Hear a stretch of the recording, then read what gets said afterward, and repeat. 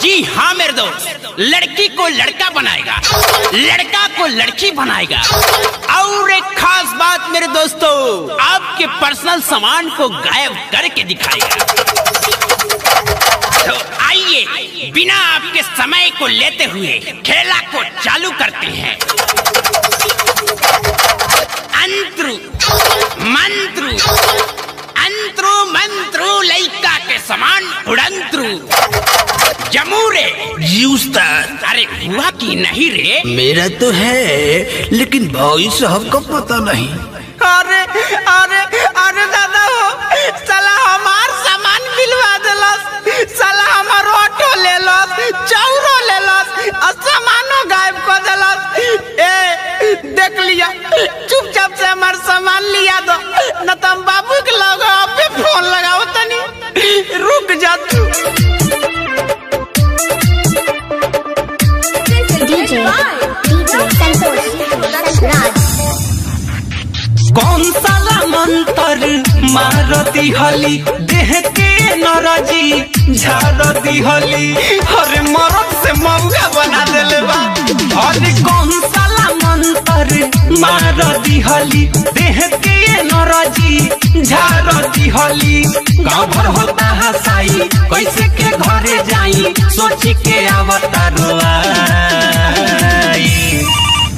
Hello पप्पा, हमार बियाह कैंसिल कर दो, अब हम बियाह नहीं करब। बियाह न करबे? अरे काय बोले, खोल तो बताओ। अरे बाबू सुन कैंसिल कई दशा गाई, जादूगरवा सामान देले बट भिलवाई, जाने कौन मंत्र हम पे चलाई, जादूगरवा सामान देले बट भिलवाई। सामान बिलवा देले बा? अरे साला पहले तो ई बताओ तो बाड़ी कामा बाक मार दे। आयरन या पीपर के गाछ लगे सर्कस देखेला। अरे साला डर है अपना माई से बतिया। हेलो हाँ, अरे हमर लाल बात करे कोइला सुना। करे लाल बोला कोइला हतू, खाना वो भी ठीक से न खइला हतू। कोइल तुहार का जरूरी रला, घर में केहू से न बतैला हतू। सुन माई रे सड़क सगाह में अपना आइल रहनी ह देखे, घाट हमारे साथे गदी हले बचाऊ हटा लेके। जनती जे पहिले तो कबो ना आई तीरे, घर से निकल के रे माई। अरे कौन साला जादूगर है? बात कराओ तो बात कराओ।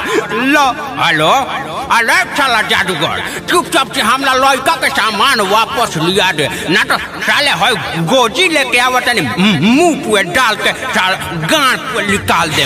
अरे बाबू सुन कैंसिल कई दशा गाई, जादूगरवा सामान देले बट भिलवाई, जाने कौन मंत्र हम पे चलाई, जादूगरवा सामान देले बट भिलवाई।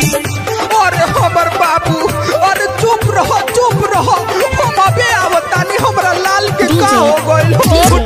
पापा हमरा बाबू ले चलना। आप सुन रहे हैं अमित पटेल की आवाज में। उल्पा माटी चढ़ई हनु हो, मंदिर के घंटा डोलई हनु हो, शादी ना हुई तो भाई के दो पाए बटोरे में थपरे बजई हनु हो। अब जातानी हम तो हमारे सब कवनो मजाक उड़ावता, कवनो कहता माउग हमके, कवनो छकवा बनावता। कवना जन्म के तू बदला ले तारी हमसे, जादूगर हई की कसाई।